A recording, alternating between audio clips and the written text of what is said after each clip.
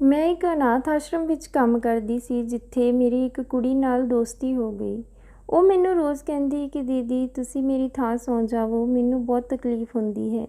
ਮੈਂ ਸੋਚਿਆ ਸ਼ਾਇਦ ਉਸਨੂੰ ਆਪਣਾ ਬਿਸਤਰ ਪਸੰਦ ਨਹੀਂ ਸੀ। ਮੈਂ ਉਸ ਦਾ ਬਿਸਤਰਾ ਬਦਲਿਆ ਪਰ ਉਸਨੇ ਮੈਨੂੰ ਅਗਲੇ ਦਿਨ ਫਿਰ ਉਹੀ ਗੱਲ ਕਹੀ।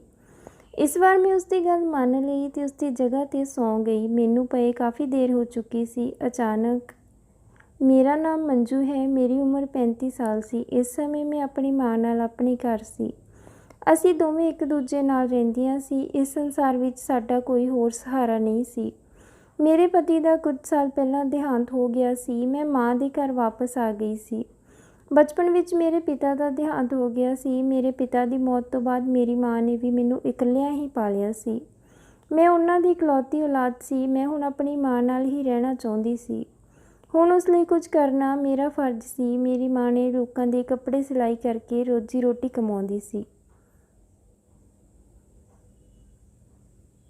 ਮੈਨੂੰ ਮੇਰੀ ਇੱਕ ਸਹੇਲੀ ਨੇ ਦੱਸਿਆ ਕਿ ਇੱਕ ਅਨਾਥ ਆਸ਼ਰਮ ਵਿੱਚ ਇੱਕ ਔਰਤ ਦੀ ਲੋੜ ਹੈ। ਮੈਂ ਉਸਨੂੰ ਪੁੱਛਿਆ ਕਿ ਉਸਨੇ ਉੱਥੇ ਕੀ ਕੰਮ ਕਰਨਾ ਹੈ ਤਾਂ ਉਸਨੇ ਮੈਨੂੰ ਦੱਸਿਆ ਕਿ ਉਹ ਇਸ ਬਾਰੇ ਕੁਝ ਨਹੀਂ ਜਾਣਦੀ ਸੀ। ਜਦੋਂ ਕਿਸੇ ਨੇ ਇਸ ਨੌਕਰੀ ਬਾਰੇ ਦੱਸਿਆ ਤਾਂ ਉਸਨੇ ਸੋਚਿਆ ਕਿ ਉਹ ਮੈਨੂੰ ਦੱਸ ਦੇਵੇ ਤਾਂ ਸ਼ਾਇਦ ਮੇਰਾ ਕੰਮ ਹੋ ਜਾਵੇ। ਉਸਨੇ ਮੈਨੂੰ ਕਿਹਾ ਕਿ ਮੈਂ ਖੁਦ ਉੱਥੇ ਜਾ ਕੇ ਗੱਲ ਕਰਾਂ।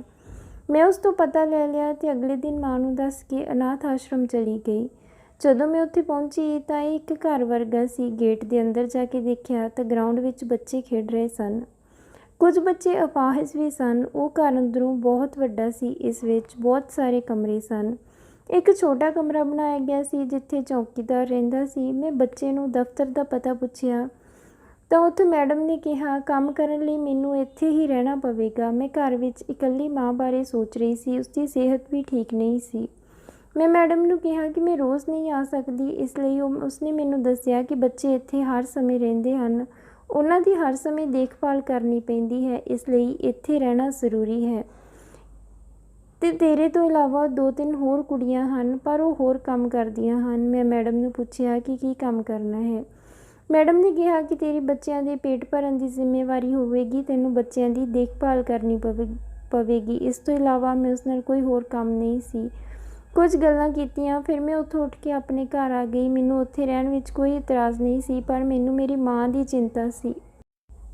ਮੈਂ ਜਦੋਂ ਘਰ ਆਈ ਤਾਂ ਮਾਂ ਨੇ ਮੈਨੂੰ ਪੁੱਛਿਆ ਕਿ ਕੀ ਹੋਇਆ, ਤੈਨੂੰ ਨੌਕਰੀ ਮਿਲ ਗਈ ਜਾਂ ਨਹੀਂ।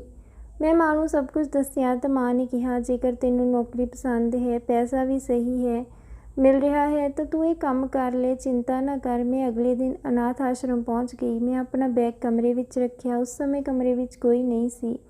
ਮੈਂ ਥੋੜ੍ਹੀ ਦੇਰ ਆਰਾਮ ਕੀਤਾ ਫਿਰ ਬਾਹਰ ਆ ਗਈ। ਬਾਹਰ ਮੈਂ ਉਹਨਾਂ ਕੁੜੀਆਂ ਨੂੰ ਮਿਲੀ ਜੋ ਇੱਥੇ ਕੰਮ ਕਰਦੀਆਂ ਸਨ। 3 ਕੁੜੀਆਂ ਸਨ ਜਿਨ੍ਹਾਂ ਵਿੱਚੋਂ ਇੱਕ ਦਾ ਨਾਂ ਸੀਮਾ ਤੇ ਦੂਜੀ ਦਾ ਨਾਂ ਵੀਨਾ ਸੀ। ਮੈਂ ਉਸਨੂੰ ਪਹਿਲੀ ਵਾਰ ਮਿਲੀ ਸੀ। ਉਸਨੇ ਮੈਨੂੰ ਆਪਣੇ ਬਾਰੇ ਦੱਸਿਆ। ਅਸੀਂ ਦੁਪਹਿਰ ਦੇ ਖਾਣੇ ਵਿੱਚ ਬੱਚਿਆਂ ਨਾਲ ਖੇਡਣ ਲੱਗੀਆਂ। ਇੱਕ ਕਮਰਾ ਸੀ ਜਿਸ ਵਿੱਚ ਬੱਚੇ ਖਾਣਾ ਖਾਂਦੇ ਸਨ। ਅਸੀਂ ਬੱਚਿਆਂ ਨੂੰ ਉਸ ਕਮਰੇ ਵਿੱਚ ਲੈ ਗਈਆਂ। ਉੱਥੇ ਬੱਚਿਆਂ ਨੂੰ ਆਂਟੀ ਨੇ ਖਾਣਾ ਖਵਾਇਆ। ਇੱਕ ਆਦਮੀ ਖਾਣਾ ਬਣਾਉਣ ਲਈ ਆਉਂਦਾ ਸੀ ਤੇ ਖਾਣਾ ਪਕਾਉਣ ਤੋਂ ਬਾਅਦ ਉਹ ਚਲਿਆ ਜਾਂਦਾ ਸੀ। ਮੇਰਾ ਇੱਥੇ ਚੰਗਾ ਸਮਾਂ ਪਾਸ ਹੁੰਦਾ ਸੀ। ਬੱਚੇ ਸਾਰਾ ਦਿਨ ਖੇਡ ਵਿੱਚ ਮਗਨ ਰਹਿੰਦੇ ਸਨ। ਇੱਥੇ ਹਰ ਰੋਜ਼ ਕੋਈ ਨਾ ਕੋਈ ਬੱਚਾ ਗੋਦ ਲੈ ਲੈਂਦਾ ਸੀ। ਹਰ ਰੋਜ਼ ਕਿਸੇ ਨਾ ਕਿਸੇ ਬੱਚੇ ਨੂੰ ਪਰਿਵਾਰ ਲੈਣ ਆਉਂਦਾ ਤੇ ਮੈਡਮ ਉਸਨੂੰ ਬੱਚੇ ਨੂੰ ਦੇ ਵੀ ਦਿੰਦੀ। ਇੱਥੇ ਸਿਰਫ ਬੱਚੇ ਹੀ ਨਹੀਂ ਗੋਦ ਲਏ ਜਾਂਦੇ, ਸਗੋਂ ਬੱਚੇ ਆਉਂਦੇ ਵੀ ਸਨ। ਇੱਥੇ ਅਨਾਥ ਬੱਚਿਆਂ ਨੂੰ ਲੈ ਕੇ ਜਾਣ ਵਾਲੇ ਬਹੁਤ ਸਾਰੇ ਲੋਕ ਆਉਂਦੇ ਸਨ। ਇੱਥੇ ਮੈਡਮ ਬੱਚਿਆਂ ਨੂੰ ਸਾਰੀਆਂ ਸਹੂਲਤਾਂ ਦਿੰਦੀ ਸੀ।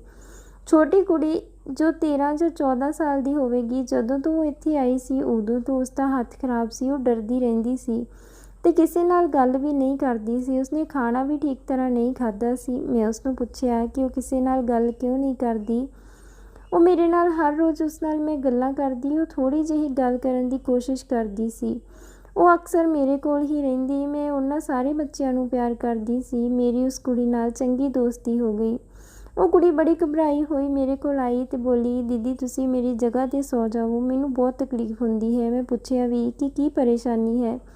ਉਸਨੇ ਮੈਨੂੰ ਜਵਾਬ ਨਹੀਂ ਦਿੱਤਾ। ਮੈਨੂੰ ਕਹਿੰਦੀ ਰਹੀ ਕਿ ਭੈਣ ਤੁਸੀਂ ਮੇਰੀ ਥਾਂ 'ਤੇ ਸੌ ਜਾਵੋ। ਮੈਂ ਸੋਚਿਆ ਸ਼ਾਇਦ ਕੋਈ ਬੱਚਾ ਹੋਵੇਗਾ ਜੋ ਉਸਨੂੰ ਪਰੇਸ਼ਾਨ ਕਰਦਾ ਹੋਵੇਗਾ। ਮੈਂ ਉਸਨੂੰ ਕਿਹਾ ਠੀਕ ਹੈ, ਚਿੰਤਾ ਨਾ ਕਰ, ਮੈਂ ਕੁਝ ਕਰਾਂਗੀ। ਮੈਂ ਸੀਮਾ ਨੂੰ ਉਸਦੀ ਥਾਂ ਬਦਲਣ ਲਈ ਕਿਹਾ।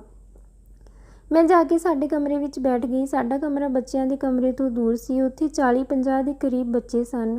ਮੁੰਡੇ ਕੁੜੀਆਂ ਦੇ ਕਮਰੇ ਅਲੱਗ-ਅਲੱਗ ਸਨ। ਅਗਲੀ ਸਵੇਰ ਮੈਂ ਉਸ ਕੁੜੀ ਨੂੰ ਪੁੱਛਿਆ ਕਿ ਤੈਨੂੰ ਹੁਣ ਤਾਂ ਕੋਈ ਪਰੇਸ਼ਾਨੀ ਨਹੀਂ ਹੈ, ਪਰ ਉਹ ਅੱਜ ਵੀ ਉਦਾਸ ਸੀ ਤੇ ਫਿਰ ਮੈਨੂੰ ਕਹਿਣ ਲੱਗੀ ਕਿ ਤੁਸੀਂ ਮੇਰੀ ਜਗ੍ਹਾ 'ਤੇ ਸੌ ਜਾਓ, ਮੈਨੂੰ ਬਹੁਤ ਤਕਲੀਫ ਹੁੰਦੀ ਹੈ। ਮੈਂ ਉਸਨੂੰ ਪੁੱਛਿਆ ਵੀ ਕਿ ਕਿਸ ਤਰ੍ਹਾਂ ਦੀ ਤਕਲੀਫ। ਉਹ ਕੁਝ ਕਹਿਣ ਹੀ ਲੱਗੀ ਸੀ ਕਿ ਮੈਡਮ ਉੱਥੇ ਆ ਗਈ ਤੇ ਉਹ ਚੁੱਪ ਕਰ ਗਈ।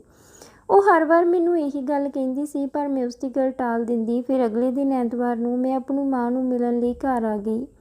ਮੇਰੀ ਮਾਂ ਮੈਨੂੰ ਮਿਲ ਕੇ ਬਹੁਤ ਖੁਸ਼ ਸੀ, ਪਰ ਜਦੋਂ ਮੈਂ ਵਾਪਸ ਅਨਾਥ ਆਸ਼ਰਮ ਗਈ ਤਾਂ ਪਤਾ ਚੱਲਿਆ ਕਿ ਉਸ ਕੁੜੀ ਨੂੰ ਤਾਂ ਕਿਸੇ ਨੇ ਗੋਦ ਲੈ ਲਿਆ ਹੈ। ਮੈਂ ਉਸ ਲਈ ਖੁਸ਼ ਸੀ ਕਿ ਚਲੋ ਉਹ ਹੁਣ ਵਧੀਆ ਜ਼ਿੰਦਗੀ ਬਤੀਤ ਕਰੇਗੀ, ਪਰ ਇੱਥੇ ਮੈਨੂੰ ਇੱਕ ਗੱਲ ਦੀ ਬਹੁਤ ਹੈਰਾਨੀ ਹੁੰਦੀ ਕਿ ਇੱਥੇ ਰੋਜ਼ ਕਈ ਨਵੇਂ ਬੱਚੇ ਆਉਂਦੇ ਤੇ ਰੋਜ਼ ਬਹੁਤ ਸਾਰੇ ਬੱਚਿਆਂ ਨੂੰ ਗੋਦ ਲਿਆ ਜਾਂਦਾ, ਕਿਉਂਕਿ ਜ਼ਿਆਦਾਤਰ ਲੋਕ ਤਾਂ ਬੱਚਾ ਗੋਦ ਲੈਣ ਦੇ ਪੱਖ ਵਿੱਚ ਨਹੀਂ ਹੁੰਦੇ। ਮੈਂ ਜਾਣਨਾ ਚਾਹੁੰਦੀ ਸੀ ਕਿ ਮਸਲਾ ਕੀ ਹੈ। ਸਮਾਂ ਬੀਤਦਾ ਗਿਆ। ਇੱਕ ਦਿਨ ਇੱਕ 12 ਸਾਲ ਦੀ ਬੱਚੀ ਮੈਨੂੰ ਆ ਕੇ ਕਹਿਣ ਲੱਗੀ, ਦੀਦੀ ਮੈਨੂੰ ਆਪਣੇ ਬਿਸਤਰੇ 'ਤੇ ਨਹੀਂ ਸੌਣਾ, ਮੈਨੂੰ ਦਰਦ ਹੁੰਦਾ ਹੈ। ਉਸ ਦੀ ਗੱਲ ਸੁਣ ਕੇ ਮੈਂ ਹੈਰਾਨ ਹੋ ਗਈ, ਕਿਉਂਕਿ ਇਹੀ ਗੱਲ ਮੈਨੂੰ ਪਹਿਲੀ ਕੁੜੀ ਵੀ ਕਹਿੰਦੀ ਸੀ। ਮੈਂ ਉਸਨੂੰ ਪੁੱਛਿਆ ਕਿ ਕਿਸ ਤਰ੍ਹਾਂ ਦਾ ਦਰਦ, ਤਾਂ ਉਹ ਕਹਿਣ ਲੱਗੀ ਜਿਵੇਂ ਕੋਈ ਇੰਜੈਕਸ਼ਨ ਲਗਾ ਰਿਹਾ ਹੋਵੇ। ਉਸ ਤੋਂ ਬਾਅਦ ਉਸਨੂੰ ਕੋਈ ਹੋਸ਼ ਨਹੀਂ ਰਹਿੰਦਾ ਅਤੇ ਸਵੇਰ ਵੇਲੇ ਉਸਦੇ ਪੂਰੇ ਸਰੀਰ ਵਿੱਚ ਦਰਦ ਹੁੰਦਾ ਹੈ। ਮੈਂ ਉਸਨੂੰ ਕਿਹਾ ਕਿ ਫਿਕਰ ਨਾ ਕਰ, ਮੈਂ ਕੁਝ ਕਰਦੀ ਹਾਂ। ਮੈਂ ਰਾਤ ਨੂੰ ਉਸ ਕੁੜੀ ਤੋਂ ਥੋੜ੍ਹੀ ਦੂਰੀ 'ਤੇ ਪੈ ਗਈ। ਮੈਂ ਇਸ ਬਾਰੇ ਕਿਸੇ ਨੂੰ ਕੁਝ ਨਾ ਦੱਸਿਆ। ਅੱਧੀ ਰਾਤ ਨੂੰ 2 ਆਦਮੀ ਕਮਰੇ ਵਿੱਚ ਆਏ। ਉਹਨਾਂ ਨੇ ਉਸ ਕੁੜੀ ਨੂੰ ਇੰਜੈਕਸ਼ਨ ਲਗਾਇਆ ਅਤੇ ਫਿਰ ਉਸਨੂੰ ਚੁੱਕ ਕੇ ਬਾਹਰ ਵੱਲ ਲੈ ਗਏ। ਮੈਂ ਉਹਨਾਂ ਦਾ ਪਿੱਛਾ ਕੀਤਾ ਤਾਂ ਬਾਹਰ ਦੇਖਿਆ ਕਿ ਕੁਝ ਦੇਰ ਉਹ ਮੈਡਮ ਕੋਲ ਵੀ ਰੁਕੇ। ਇਸ ਦਾ ਮਤਲਬ ਤਾਂ ਸਾਫ਼ ਸੀ ਕਿ ਮੈਡਮ ਵੀ ਉਹਨਾਂ ਨਾਲ ਰਲੀ ਹੋਈ ਸੀ। ਫਿਰ ਉਹ ਉਸ ਕੁੜੀ ਨੂੰ ਅਨਾਥ ਆਸ਼ਰਮ ਤੋਂ ਬਾਹਰ ਕਿਸੇ ਪੁਰਾਣੇ ਜਿਹੇ ਘਰ ਵਿੱਚ ਲੈ ਗਏ। ਮੈਂ ਖਿੜਕੀ ਵਿੱਚ ਦੀ ਦੇਖਿਆ ਤਾਂ ਇੱਕ ਆਦਮੀ ਖੜ੍ਹਾ ਸੀ ਅਤੇ ਦੂਜਾ ਉਸ ਕੁੜੀ ਨਾਲ ਗਲਤ। ਮੈਂ ਤਾਂ ਸੁੰਨ ਹੋ ਗਈ। ਮੈਨੂੰ ਸਮਝ ਨਹੀਂ ਆ ਰਿਹਾ ਸੀ ਕਿ ਮੈਂ ਕੀ ਕਰਾਂ। ਜੇ ਮੈਂ ਉਸੇ ਵੇਲੇ ਉਸ ਕੁੜੀ ਨੂੰ ਬਚਾਉਣ ਦੀ ਕੋਸ਼ਿਸ਼ ਕਰਦੀ ਤਾਂ ਸ਼ਾਇਦ ਮੈਂ ਆਪਣੇ ਨਾਲ ਉਸ ਕੁੜੀ ਦੀ ਜਾਨ ਵੀ ਖਤਰੇ ਵਿੱਚ ਪਾ ਦਿੰਦੀ। ਇਸ ਲਈ ਮੈਂ ਬਿਨਾਂ ਕੋਈ ਆਵਾਜ਼ ਕੀਤੇ ਉੱਥੋਂ ਆ ਗਈ ਅਤੇ ਸਿੱਧਾ ਪੁਲਿਸ ਸਟੇਸ਼ਨ ਪਹੁੰਚ ਗਈ। ਮੈਂ ਪੁਲਿਸ ਨੂੰ ਸਾਰੀ ਗੱਲ ਦੱਸੀ ਤਾਂ ਉਹ ਮੇਰੇ ਨਾਲ ਆਉਣ ਲਈ ਤਿਆਰ ਹੋ ਗਏ। ਪੁਲਿਸ ਨੇ ਉਹਨਾਂ ਦੋਨਾਂ ਆਦਮੀਆਂ ਨੂੰ ਰੰਗੇ ਹੱਥੀਂ ਫੜ ਲਿਆ ਅਤੇ ਉਹਨਾਂ ਨੇ ਪੁਲਿਸ ਦੇ ਡਰ ਤੋਂ ਸਾਰਾ ਸੱਚ ਉਗਲ ਦਿੱਤਾ ਕਿ ਕਿਸ ਤਰ੍ਹਾਂ ਮੈਡਮ ਨਾਲ ਮਿਲ ਕੇ ਉਹ ਬੱਚਿਆਂ ਦਾ ਵਪਾਰ ਕਰਦੇ ਹਨ, ਉਹਨਾਂ ਨੂੰ ਵਿਦੇਸ਼ਾਂ ਵਿੱਚ ਵੇਚ ਦਿੰਦੇ ਹਨ। ਇਸ ਤਰ੍ਹਾਂ ਉਹ ਕਰੋੜਾਂ ਰੁਪਏ ਕਮਾ ਰਹੇ ਹਨ। ਬੱਚਿਆਂ ਨੂੰ ਕੋਈ ਗੋਦ ਲੈਣ ਨਹੀਂ ਆਉਂਦਾ, ਸਗੋਂ ਬੱਚਿਆਂ ਨੂੰ ਵੇਚਣ ਲਈ ਲਿਜਾਇਆ ਜਾਂਦਾ ਸੀ। ਪੁਲਿਸ ਨੇ ਮੈਡਮ ਨੂੰ ਵੀ ਗ੍ਰਿਫਤਾਰ ਕਰ ਲਿਆ ਅਤੇ ਅਦਾਲਤ ਵੱਲੋਂ ਉਹਨਾਂ ਨੂੰ ਸਜ਼ਾ ਵੀ ਮਿਲ ਗਈ ਸੀ। ਹੁਣ ਅਨਾਥ ਆਸ਼ਰਮ ਦੀ ਜ਼ਿੰਮੇਵਾਰੀ ਮੈਨੂੰ ਮਿਲ ਗਈ ਸੀ। ਮੈਂ ਤੇ ਮੇਰੀ ਮਾਂ ਉੱਥੇ ਹੀ ਰਹਿੰਦੀਆਂ ਅਤੇ ਬੱਚਿਆਂ ਦਾ ਪੂਰਾ ਧਿਆਨ ਰੱਖਦੀਆਂ। ਬੱਚੇ ਤਾਂ ਰੱਬ ਦਾ ਰੂਪ ਹੁੰਦੇ ਹਨ, ਪਰ ਸ਼ਾਇਦ ਕੁਝ ਲੋਕਾਂ ਕੋਲ ਦਿਲ ਹੀ ਨਹੀਂ ਹੁੰਦਾ, ਜੋ ਪੈਸਿਆਂ ਖਾਤਰ ਇੰਨਾ ਗਿਰ ਜਾਂਦੇ ਹਨ। ਮੈਨੂੰ ਹਮੇਸ਼ਾ ਉਸ ਪਹਿਲੀ ਕੁੜੀ ਦੀ ਯਾਦ ਆਉਂਦੀ ਰਹਿੰਦੀ। ਕਾਸ਼ ਮੈਂ ਉਸਦੀ ਤਕਲੀਫ ਵੱਲ ਗੌਰ ਕਰਦੀ ਤਾਂ ਇਹ ਜ਼ਾਲਿਮ ਲੋਕ ਪਹਿਲਾਂ ਹੀ ਫੜੇ ਜਾਂਦੇ ਅਤੇ ਅੱਜ ਉਹ ਵੀ ਸਾਡੇ ਨਾਲ ਹੁੰਦੀ। ਹੁਣ ਪਤਾ ਨਹੀਂ ਉਹ ਕਿਸ ਹਾਲ ਵਿੱਚ ਹੋਵੇਗੀ। ਰੱਬ ਅੱਗੇ ਇਹੀ ਅਰਦਾਸ ਹੈ ਕਿ ਉਹ ਜਿੱਥੇ ਵੀ ਹੋਵੇ ਠੀਕ ਹੋਵੇ। ਤਾਂ ਦੋਸਤੋ, ਇਹ ਸੀ ਅੱਜ ਦੀ ਕਹਾਣੀ। ਉਮੀਦ ਕਰਦੇ ਹਾਂ ਤੁਹਾਨੂੰ ਪਸੰਦ ਆਈ ਹੋਵੇਗੀ। ਤਾਂ ਵੀਡੀਓ ਨੂੰ ਲਾਈਕ ਅਤੇ ਸ਼ੇਅਰ ਜ਼ਰੂਰ ਕਰ ਦਿਓ ਅਤੇ ਚੈਨਲ ਨੂੰ ਵੀ ਜ਼ਰੂਰ ਸਬਸਕ੍ਰਾਈਬ ਕਰਿਓ।